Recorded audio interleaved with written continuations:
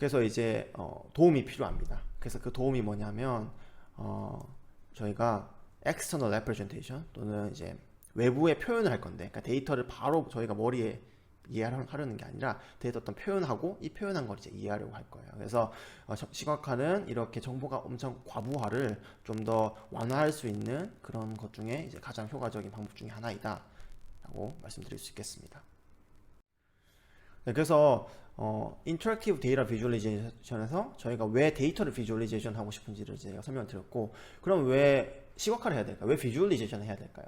그래서 이건 왜냐면 인간이 이제 어떤 정보라는 외부에 있는 것들을 받아들이려 그러면 이제 감각기관을 통해서 받아들이는데, 이 감각기관이 인간은 5개를 가지고 있어요. 그래서 눈이 있고 피부가 있고 귀가 있고 코가 있고 입이 있는데, 이 중에서 가장 많은 정보를 그러니까 가장 효율적으로 정보를 받아들일 수 있는 기관이 이런 눈입니다. 비전. 그러니까 이 시각을 통해 가지고 1초에 가장 많은 정보를 받아들일 수가 있어요. 대략적으로 1초에 약 10MB를 받아들일 수 있다고 하네요. 10MB라 그러면 뭐 예를 들어서 지금 여러분들 보고 있는 이 화면을 디지털 카메라로 찍는다 그러면 500KB 정도 나오겠죠. 예를 들면 그럼 500KB의 이미지를 1초에 20장, 저희는 이제 움직이는 것도 받아들일 수 있으니까 20장 정도 받아들이는 거예요. 굉장히 큰 정보량이죠, 이건 실제로. 근데 이제 뭐 이 촉각은 좀 더 예민하고요. 근데 이제 이 청각이나 후각 같은 경우에는 이런 시각에 비해 가지고 받아들일 수 있는 정보의 폭 또는 밴드위스가 훨씬 적기 때문에 데이터 청각화가 아니라 데이터 시각화를 해서 좀 더 효과적으로 전달하고 싶은 거죠.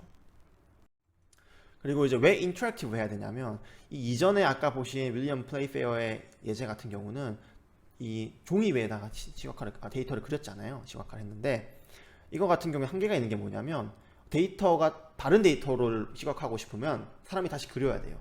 또는 이 데이터의 다른 어떤 차원을 시각하고 싶으면 다시 또 그려야 되는 거죠. 그러면 이 레이턴시가, 이 지연 시간이 뭐 10시간? 뭐 빠르면 뭐 10분? 잘 그린다고 보면 10분인 것도 있고, 그렇기 때문에 굉장히 이렇게 사용자가 몰입을 해서 데이터를 탐색하는데 한계가 있다는 거죠. 그래서 데이터 비주얼리제이션이 왜 인터랙티브하게 해야 되냐면, 왜 상호작용, 왜 실시간으로 이렇게 뭔가 사용자가 보고 싶은 부분을 정하고 그 결과가 왜 실시간으로 나와야 되냐면, 데이터가 하나의 뷰에 담기에는 너무 복잡하기 때문이에요.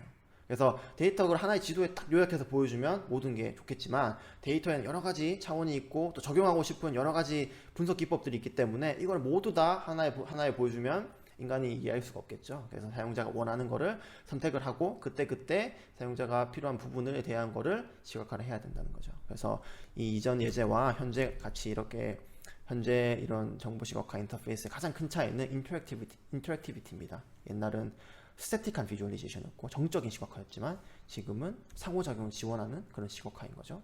지금 보시면 여기 커서를 올려가지고 이 바에 이 값을 읽을 수가 있잖아요. 그런데 이 예전 같은 경우에서 예를 들어서 이 B의 이 값을 읽고 싶으면 이제 책 다시 확인해 봐야 되는 거예요. 그래서 이런 상호작용이 불가능한 형태는 한계가 있다는 거죠. 그래서 인터랙티브 데이터 비주얼리제이션이 필요한 거고, 저희는 이 3가지 단어에 대해서 설명을 드렸고, 왜 이제 이것에 대한 예제를 좀 더 알아보도록 하겠습니다. 제가 이렇게 설명을 드리면 아마 제가 많은 분들이 이제까지 데이터에 대한 효과적인 어떤 요약을 제공하는 데 있어 가지고 통계적인 기법을 많이 썼을 거예요. 뭐 평균을 구한다거나 분산을 구한다거나 뭐 상관계수를 구한다거나 이런 통계적인 방법을 많이 썼는데, 역시 좋은 방법들입니다. 실제로 정보 시각화 분야에서도 많이 쓰고 있는 방법인데, 근데 왜 시각화를 해야 될까요? 그래서 근데 이거는 왜냐면 이 통계적인 방법에는 한계가 있습니다. 예를 들어서 지금 4개의 데이터 셋이 있는데요. 자, 1번 데이터 셋, 2번 데이터, 3번, 4번 이렇게 4개의 데이터가 있어요. 보시면 요 하나가 하나의 행입니다. 그래서 2차원 데이터예요. 열은 2개가 있고 XY가 있고 이렇게 행은 몇 개인가요? 15개인가요? 어쨌든 이렇게 있습니다. 보시면 행의 수는 똑같습니다. 맞죠? 열의 수도 똑같습니다. 2개입니다. 숫자는 좀 달라 보입니다. 그리고 평균을 구해봤어요. X의 평균이 모두 9입니다. Y의 평균은 모두 7.5입니다. 그러면 어쨌든 평균적인 측면에서는 이 데이터 4개가 굉장히 비슷할 것 같아요. 맞죠? 그리고 베리언스는 10입니다. X의 베리언스는, 분산은 10입니다. Y의 분산도 3.75입니다. 근데 모든 데이터가 다 똑같습니다. 그리고 상관계수도 똑같습니다. 그러면 이 데이터를 여러분들한테 한번 그려보라 그러면 이렇게 일단 다 xy가 다 양수죠. 양수니까 다 여기 1사분면이 있을 거고 x의 평균은 9입니다. 9가 여기쯤에 있다고 보고요. y의 평균은 7.5네요. 뭐 이거보다 좀 낮게 7.5가 있을 수 있고 상관계수가 0.8이니까 아마 이게 양의 상관관계가 강하니까 이렇게 데이터 뭐 이렇게 분포를 하겠죠. 이렇게 분포를 할 것 같아요. 약간 상관계수 높게 분포를 할 것 같고 뭐 베리언스가 10이니까 뭐 3.75니까 y 쪽으로 조금 더 이렇게 모여 있고 이쪽으로 좀 더 멀게 좀 이렇게 있다고 아마 그리실 거예요. 그렇지만 이거는 이제 통계적인 이런 5개의 숫자를 가지고 도출해내는 거죠. 데이터의 분포를. 그렇지만 실제 데이터 분포를 보면 그런데 실제 데이터를 그려보면 굉장히 이렇게 다른 걸로 보실 수가 있어요. 그래서 지금 어떻게 시각한 거냐면 이 x, y에 대해서 이렇게 x를 가로축에 y를 세로축에 매핑을 해가지고 점을 찍은 건데요.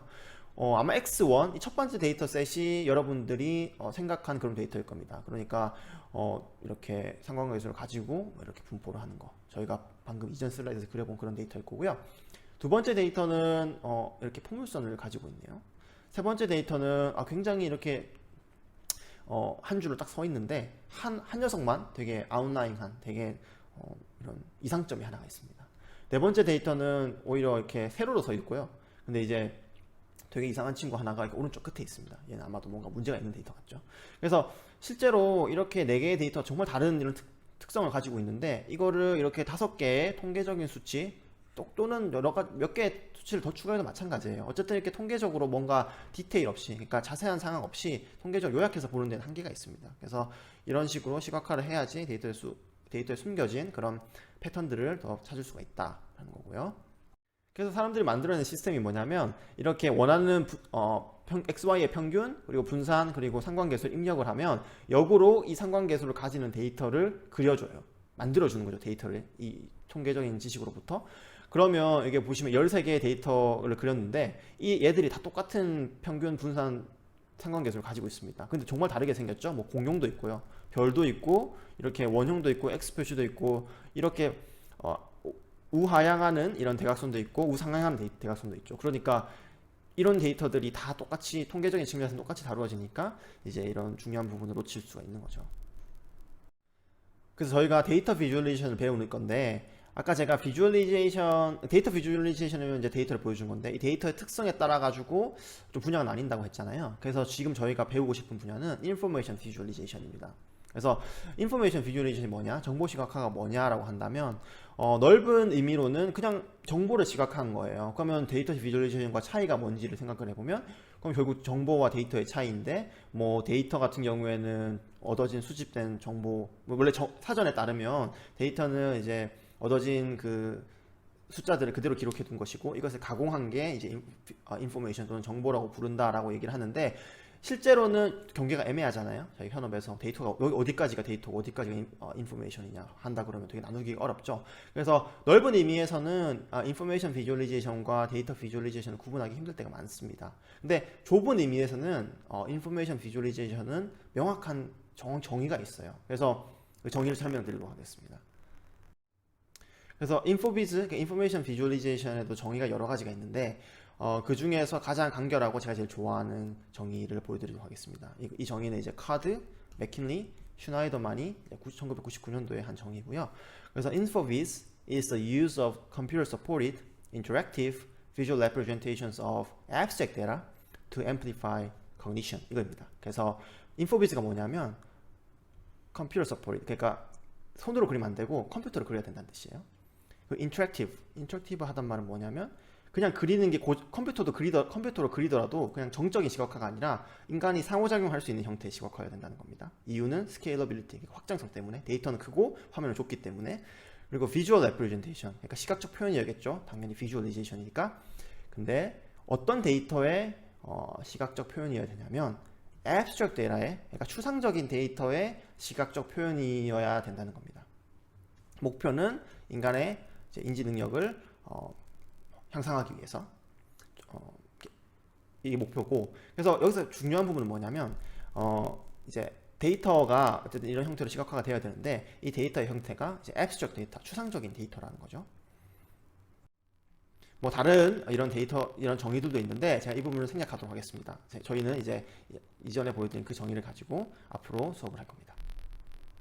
그래서 인포메이션 비주얼리제이션에 여러 가지 정의가 있었는데 그런 정의들을 제가 한번 쭉 나열을 해보니까 이런 정의들이 다 동의하고 있는 그런 핵심 개념들이 있습니다. 그게 뭐냐면 첫 번째는 아까 제가 설명드렸지만 인포비즈는 추상적인 데이터에 대한 것이고요. 그럼 추상적인 데이터가 뭐냐는 바로 제가 다음 슬라이드에 설명드릴 거고요.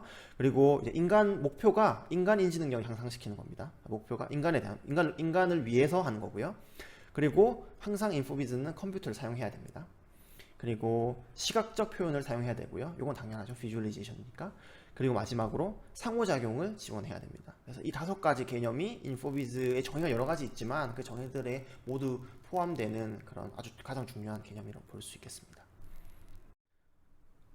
자, 그러면 abstract 데이터 또는 추상적 데이터가 뭔지 설명을 드리면 일단 저희가 배우고 싶은 거는 비주얼리제이션 분야를 크게 두 개로 나눌 수가 있는데 저희가 배우고 싶은 거는 이제 인포메이션 비주얼리제이션 이겁니다. 맞죠? 근데 이거 말고 다른 한계가 뭐냐면 scientific visualization이 있습니다. 또는 sci-vi즈라고 부르는데 두 분야가 다루고 있는 데이터 특성이 좀 다릅니다. 그래서 저희가 다루고 있는 데이터는 이제 추상적 데이터고요.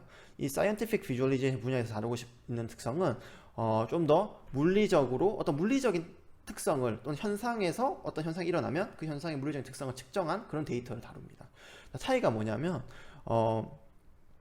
이 scientific visualization에서 다루고 있는 데이터는 이 공간이 일반적으로 같이 주어집니다. 스파셜라이제이션이 주어진다고 말하는데 뭐냐면 예를 들어서 저희가 이 방에 제가 이렇게 있는 방은 3D잖아요. 이제 뭐 X, Y, Z 축으로 표현될 수 있을 텐데 이 방의 각 점별로 온도를 쟀다고 생각하면 이 데이터는 3차원 데이터입니다. 데이터가 이제 차원은 이렇게 X, Y, Z 왜냐하면 이 방에 한 좌표가 있을 거고 그리고 이 온도 T라고 할게요. 템퍼레처라고 할게요. 예를 들어서 뭐 2m 곱하기 1m 곱하기 1.5m 여기는 온도가 26도다 이렇게 데이터가 주어지는 거죠. 그럼 이 데이터를 보면 X, Y, Z가 있으니까 이는 3차원 공간이고 이거는 어떤 3차원 공간에서 보여주는 것이 가장 직관적으로 시각화하는 방법이겠구나 하면서 이제 시각화에 사용될 공간의 정보가 이 데이터 자체에 주어지죠. 근데 저희가 다루고 싶은 이제 일반적으로 저희가 마주치는 데이터는 뭐냐면 이런 거예요. 사용자가 있으면 사용자가 접속 빈도가 있고요. 여기 사용자 이렇게 있는 거예요. 접속 빈도가 있고 나이가 있고 키가 있고 결혼 여부가 있고 구매 내역 예를 들어서 쇼핑몰 데이터로 친다 그러면 마지막으로 접속한 날짜가 있을 수도 있고 리플을 몇 개나 달았는지 그러니까 댓글을 몇 개 달았는지 적을 수도 있고 이런 식으로 데이터가 있잖아요. 그럼 이런 데이터가 이제 추상적 데이터 예인데 왜냐하면 이 예제랑 다르게 이 데이터에는 공간 정보가 없어요. 그건 저희 마음이에요. 예를 들어서 산점도를 그린다 그러면 나이별로 구매 금액을 X랑 Y로 매핑할 수도 있고 그게 아니면 거꾸로 나이를 Y에 그리고 금액 합계를 X에 매핑할 수도 있고 반대로 매핑할 수도 있고 그러니까 주어진 이런 위치 정보가 없다는 거죠. 근데 저희가 일상생활에서 마주하는 그런 데이터는 대부분 다 이 후자의 데이터일 겁니다 아마. 그래서 저희가 이제 인포메이션 비주얼리제이션을 다룰 거고요. 물론 제가 이제 수업을 진행하면서 이 사이비즈의 예제도 몇 개 보여드릴 겁니다. 그렇지만 어쨌든 이 수업은 데이터 비주얼리제이션 중에서도 데이터의 특성이 abstract 데이터를 주로 다룰 겁니다. 자, 여기서 보시면 이제 사이비즈의 이제 예제인데요. 여기 보시면 PET 스캔 한 예제인데 여기 보시면 붉은 색깔로 뭔가 표현하고 있는 것 같아요. 제가 여기 구체적인 지식은 없지만 근데 지금 보면 이런 데이터 같은 경우에는 이제 인간의 몸이라는 어떤 정확한 어떤 그 물리적인 위치가 주어지죠. 인간의 몸은 3차원이고요. 그리고 이 안에 뭔가 기록을 해가지고 과학적인 방법으로 이런 현상을 기록을 해가지고 이 데이터를 보여주는 방법입니다. 아니면 이렇게 물결 표면파 물 위에서 표면파 역시 이런 것도 지금 이런 수집한 데이터를 가지고 다시 렌더링한 그런 예제인데 이 경우에도 이런 공간 정보가 위치 정보가 이 데이터에 포함되어 있습니다. 그리고 분자를 이렇게 렌더링하는 경우에도 분자들의 위치와 크기 그런 것들이 다 내재되어 있죠. 그렇기 때문에 이런 사이비즈에서 다루는 예제는 조금 이런 방식으로 하는 것이 인간이 이해하는 가장 데이터를 잘 표현하는 방법 중에 하나이고 인간이 가장 직관적으로 해석할 수 있는 방법 중에 하나입니다. 그래서 이렇게 사이비즈에서는 데이터에 있는 이런 위치 정보 이런 공간 정보를 그대로 살리는 형태로 시각화를 진행하게 됩니다. 왜냐하면 정보가 그대로 있으니까 그걸 그대로 표현하고 싶은 거죠. 자, 그러면 대조해서 정보시각화 분야에 예제는 뭐가 있냐면, 자, 첫 번째 예제는 이게 지금 차트만 보고 어떤 데이터인지 감이 오시나요? 아마 오시지 않을 겁니다. 왜냐면 데이터가 추상화되어 있기 때문에 자연스러운 매핑이 자연스러운 이제 위치적 매핑이 존재하지 않습니다. 이 데이터가 뭐냐면 이게 제가 만든 건데, 이거는 이제 공정 시각화입니다. 그래서 반도체 공정이 되게 복잡한 여러 가지 공정으로 이루어져 있거든요.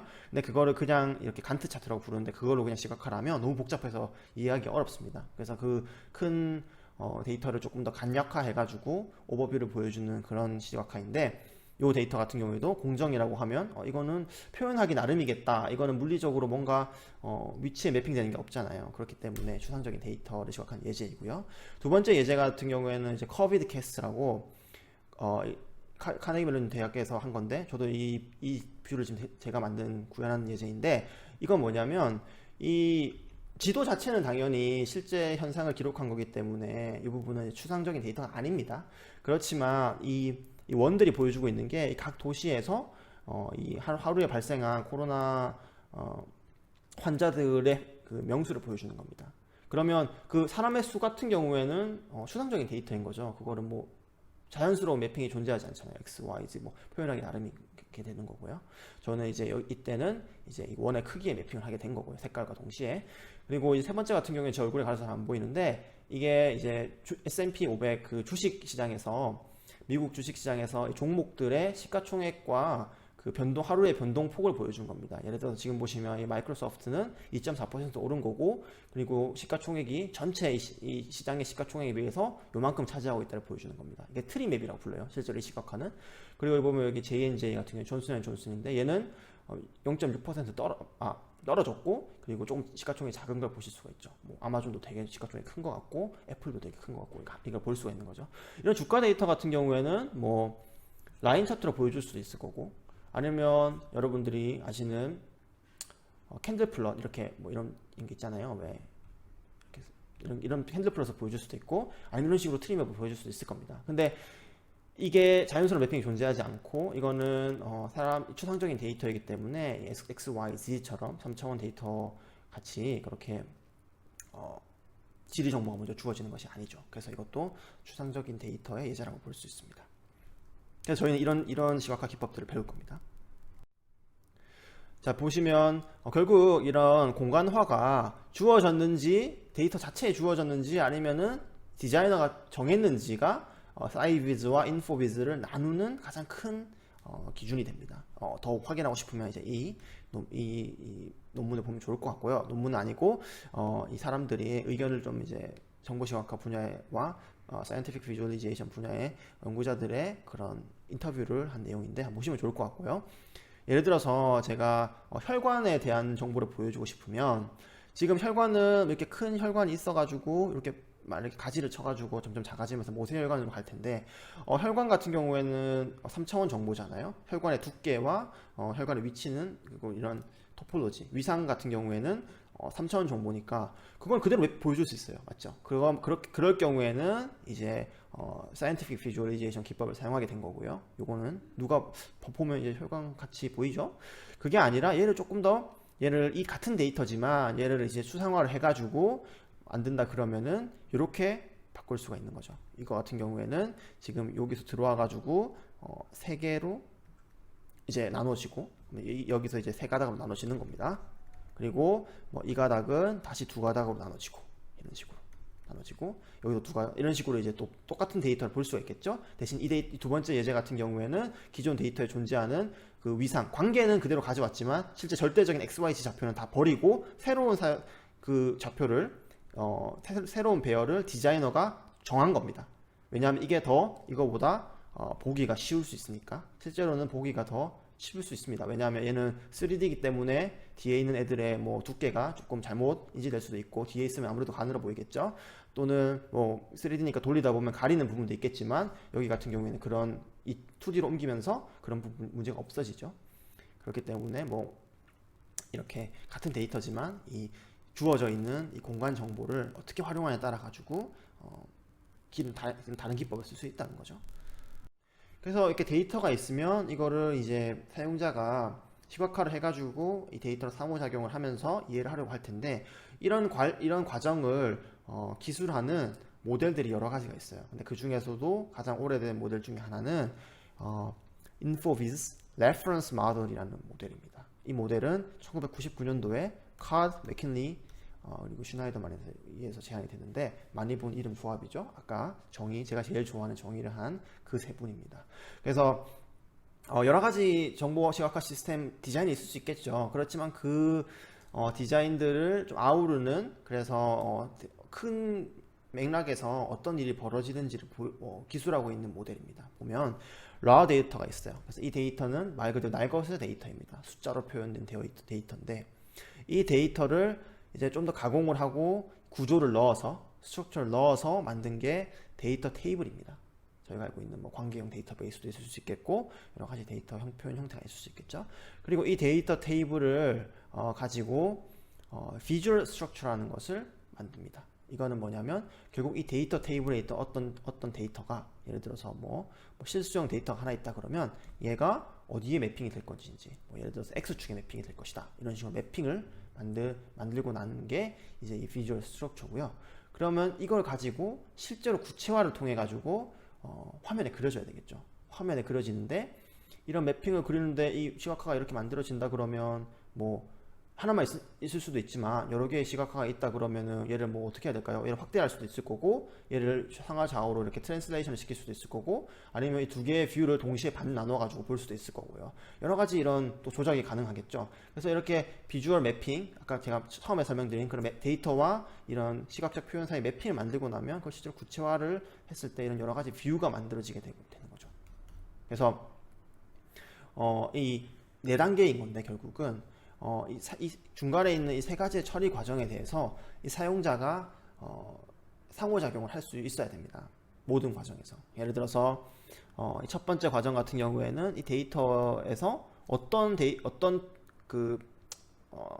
애트리뷰트를 그러니까 특성들을 뽑아낼 것이냐. 예를 들어서 뭐 전체 데이터가 이렇게 있는데 이 데이터는 뭐 버리고 아니면 이 데이터는 애그리게이션을 시켜가지고 그룹에서 어떤 특정 컬럼에 따라 가지고 나머지는 평균을 구하자 뭐 이런 식으로 이제 만들 수가 있겠죠. 그런 과정에 대해서도 사용자는 개입할 수가 있고 데이터 트랜스포메이션 단계에서도 개입할 수가 있고 그리고 비주얼 매핑 자체도 뭐 어떤 열을 X에 어떤 열은 크기에 어떤 열은 뭐 색깔에 매핑할지 그런 비주얼 매핑을 기술하는 단계에서도 사용자는 상호작용이 가능해야 되고 마지막으로 이렇게 매핑을 기술하면 시각화가 만들어질 텐데 그런 시각화 구조에 대해 가지고 이것도 이런 뷰로 이렇게 하나의 화면에다가 대시보드 형태로 뭔가를 보여주곤 하잖아요. 그래서 그거를 뭐 얘는 왼쪽 위에 보이고 오른쪽 위에 보이고 여기서 얘는 확대를 할 수도 있고 여기 확대를 해서 여기서 선택을 하면 브러싱이라고 부르는데 선택을 하면 다른 애가 어떻게 바뀌고 이런 식으로 뷰를 계속 트랜스포메이션 할 수 있는데 거기에 대해서도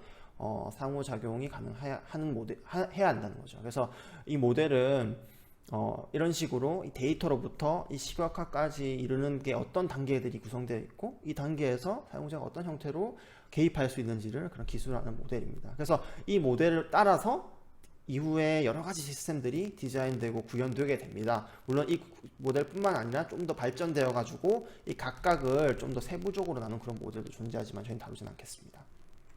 그래서 이 모델 기억해 주시기 바랍니다. Infobase Reference Model. 자, 여러분들이 만약에 데이터를 가지고 있어요. 여러분들 아까 방금 보셨던 그런 레퍼런스 모델도 알아요? 자, 그러면 이 데이터를 가지고 시각화를 하고 싶어요. 그럼 어떻게 하시겠어요? 그러면 제 친구들은 저가 이제 CS 출신이다 보니까 제 친구들도 다 CS 출신들이 많은데 이 개발자들 또는 엔지니어들은 어떻게 시작을 하냐면 일단 데이터를 아까 그런 4단계가 있었잖아요. 이 4단계를 뭔가 만들어야 될 것 같은 거죠. 그래서 이 4단계를 구현을 하는 거예요. 구현을 해가지고 이 데이터를 뭔가 만들 수 있는 그런 뭐 인터페이스도 만들고 코드도 만들고 그리고 뭐 시각화 매핑할 수 있는 것 좀 만들고 그리고 뷰도 뭐 할 수 있는 거 만들어 가지고 이제 다 됐습니다 하고 이제 이 데이터를 시각화하는 것이 이겁니다 라고 이제 가져가는데 많은 형태가 이제 개발자가 이 데이터와 개발자 둘의 싸움인 거예요. 둘이 이렇게 보면서 이제 만드는 거죠, 개발자가. 근데 실제로 이렇게 만든 시각화 시스템들은 효과적이지 못해요. 왜 효과적이지 못하냐면 이게 이 개발자가 실제로 사용하는 이 데이터를 탐색하고자 하는 사람이 아니잖아요. 실제로 이 데이터를 탐색하고자 있는 그런 유저, 사용자들은 따로 있는데 이 개발자가 이 데이터를 보고 이 데이터는 뭐 바차트로 그리면 되겠네 그냥 그리고 이 데이터는 산점도로 그리면 되겠네 해서 그리고 이렇게 막 만들어낸 이런 디자인들은 이 사용자 실제 사용자들이 원하고 있는 그런 요구사항을 제대로 반영하지 못하고 있습니다. 근데 많은 이런 시각화 시스템들이 이렇게 잘못 디자인되고 있어요. 실제로 여러분들이 상용화 되었다고 생각하는 그런 디자인들도 그렇습니다. 그래서 이 비주얼리제이션을 디자인하려면 이렇게 데이터와 개발자 사이 둘의 싸움이 되면 안 됩니다. 어떻게 뭐부터 시작을 해야 되냐면 첫 번째는 이 도메인 시츄에이션, 그러니까 결국은 이 데이터와 이 데이터를 보는 유저가 어떤 상황에 처해 있는지를 먼저 알아야 됩니다. 가령 뭐 이게 어떤 의사 결정 상황인 건지, 뭐 예를 들어서 실제로 구체적으로 뭐 일주일에 한번 미팅을 하려고 하는데 그때마다 전 일주일만 이루어진 매출을 보고 싶고 그 매출 데이터에는 이런 부분에 관심이 있고 뭐 이 부장님은 여기에 관심이 있고 뭐 이사님은 여기에 관심이 있고 이때는 의사결정이 이때 결정을 해가지고 이 피드백은 뭐 하루 있다가 어떤 팀의 결제를 받아서 이루어지고 이런 도메인 시츄에이션 어떤 개발자들은 알 필요가 없는 거 아닌가 생각하실 수도 있어요. 그렇지만 이런 내용을 알아야지 이 내용을 가지고 사용자가 처해져 있는 그런 상황을 정확히 판단하고 그리고 원하는 형태의 시각화와 그런 뷰 구성을 만들 수가 있습니다. 그래서 가장 첫 번째 선행되어야 되는 것이 도메인 시츄에이션을 파악하는 겁니다. 그 다음에는 조금 더 기술적인 측면에서 결국 데이터는 어떻게 들어오는지, 데이터는 무엇이고 사용자가 원하는 과업은 고올이 아니라 목표가 아니라 과업, 내가 조금 더 낮은 레벨에서 구체적으로 어떤 행동을 하고 싶은지를 먼저 추상을 해야 됩니다. 가령 구체적으로 역시 데이터가 크기는 얼마 정도고 뭐 100MB고 일주일치 판매 데이터는 100MB고 열은 20차원이 있고 각각은 무슨 타입이고 어떤 의미를 가지고 얘네는 필요가 없고 그리고 얘는 테이블 형태인데 여기는 이름이고 여기는 이름이니까 뭐 익명화가 되어야 되고 여기는 값이니까 평균을 구할 수 있고 여기는 뭐 평점이니까 1, 2, 3, 4, 5 스케일을 가지고 있고 이런 것들을 추상화를 시키는 게 데이터 앱스트랙션. 나중에 다 배울 거예요. 지금 제가 요약만 드리는 거예요. 지금 다 외우실 필요 없습니다. 그리고 태스크 같은 경우에는 뭐 판매 같은 경우에는 월화수목금에 따라 가지고 평균적인 판매량이 언제인지 금요일이 제일 많은지 적은지를 보고 싶은 그런 과업이 있다. 또는 사용자층을 나눠 가지고 많이 사는 사용자들은 뭘 사는지 처음 들어온 사용자들은 뭘 사는지 보는 이런 것들이 있다. 이렇게 좀 더 구체적으로 이런 태스크들이 뭐가 있는지를 구체화를 해야 됩니다. 여기까지는 개발이 하나도 안 이루어진 거예요. 이런 단계가 제일 중요한데 개발 하나도 안 하고 여기까지 하셔야 됩니다. 자, 그리고 그 다음에는 이제 비주얼 인코딩과 인터랙션 이디엄인데 여기서 이디엄이라는 단어가 조금 헷갈릴 수 있는데 지금은 그냥 메소드, 방법이라고 생각하시면 될 것 같아요. 그래서 결국은 이런 데이터가 지금 구체화가 됐잖아요. 그럼 각 데이터를 어떻게 시각적 표현에 매핑을 할 건지, 뭐 바차트를 쓸 건데 바차트 같은 경우에는 뭐 어떤 걸 X에 놓고 어떤 걸 Y에 놓을 건지 이건 구체적으로 결정을 하는 거죠. 이때도 당연히 개발자 혼자서 하면 안 되고 실제 사용하고 있는 유저 그리고 이 유저들이 의사 결정에 사용되는 그런 과업들을 보면서 위에 있던 내용들을 가지고 이 디자인을 해야 됩니다. 그리고 그 다음에 이제 개발하는 거죠. 이 개발은 이제 개발자가 할 수가 있겠죠. 그리고 마지막으로 이제 이렇게 다 개발이 되었으면 첫 번째만에 좋은 시스템이 나올까요? 그러지 않겠죠. 그러니까 저희가 개선을 해야 됩니다. 평가를 해야 되고 평가를 하려 그러면 이제 역순으로 평가를 합니다. 그래서 알고리즘까지 개발했으면 이제 알고리즘의 성능이 괜찮은지 뭐 주어진 여기 아까 도메인 시츄에이션이 뭐였죠? 회의 중에 뭔가 데이터를 본다 그랬죠. 그러면 결과가 10초 안에 나와야 되겠죠. 회의 중에 보고 있는데 1시간 기다렸다고 하면 회의가 안 될 거잖아요. 그러니까 이런 레이턴시, 지연 시간을 맞출 수가 있는지 먼저 확인을 하고 여기는 이제 개발자 혼자서도 할 수가 있겠죠. 도메인 시츄에이션이 있다 그러면 그 다음에 이제 비주얼 인코딩을 가지고 이거는 이제 실제 사용자를 가지고 이게 제대로 이해를 하고 있는지도 확인을 해야 될 거고 그리고 이제 실제 데이터와 과업을 가지고 역시 실제 사용자를 가지고 데리고 확인해 볼 겁니다. 이 부분도 차이 같은 경우에는 여기는 약간 조금 더 이런 데이터나 태스크 앱스트랙션이 들어가지 않고 조금 도메인 중립적으로 확인할 수 있는 부분이 있을 거고요. 시각화의 특성만 가지고 여기는 이제 실제 데이터와 실제 태스크를 가지고 얼마나 잘 수행하는지 확인할 수가 있죠. 그리고 마지막으로는 이 시스템을 실제 그 회의에 배포를 한 다음에 그리고 이제 어떻게 쓰는지를 관찰하는 식 형태로 평가를 할 수가 있겠죠. 그래서 시작은 도메인 시츄에이션을 확인하는 것부터 시작을 해야 되고 역시 쭉 점점 깊게 갔다가 다 하고 돌아올 때 평가는 역순으로 진행하게 됩니다. 이 부분에 대해서는 저희가 강의 후반부에 한번 다시 배워보도록 하겠습니다. 근데 제일 좀 기억해야 될 점은 뭐냐면 데이터가 있고 본인이 이제 개발 또는 시각화를 구현할 수 있으니까 해봐야지 시작하면 안 된다는 거죠. 코드부터 작성하면 안 됩니다.